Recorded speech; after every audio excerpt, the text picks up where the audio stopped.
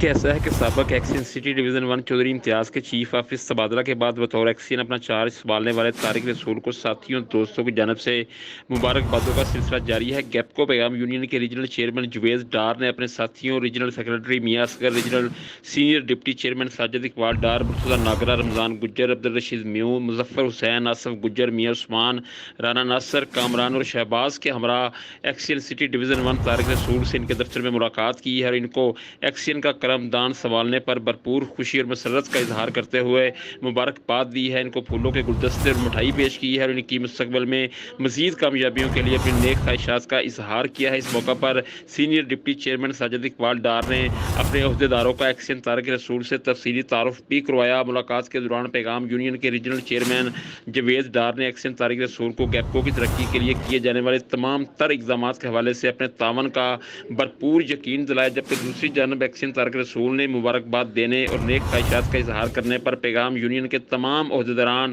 اور ممبران کا فرداً شکریہ ادا کیا اور کہا کہ کارکنان گیپکو کا اثاثہ ہے اور ان کے بغیر گیپکو کی ترقی اور صارفین کو سہولیات کی فراہمی مشکل ہی نہیں بلکہ ناممکن ہے۔ گیپکو کی ترقی اور صارفین کے مسائل کے حل کے لیے سب کو ساتھ لے کر چلیں گے۔ کسی بھی ملازم کو سٹی ڈویژن 1 میں کوئی بھی جائز مسئلہ ہو تو اس کے لیے ان کے دفتر کے دروازے ہر وقت کھلے ہیں۔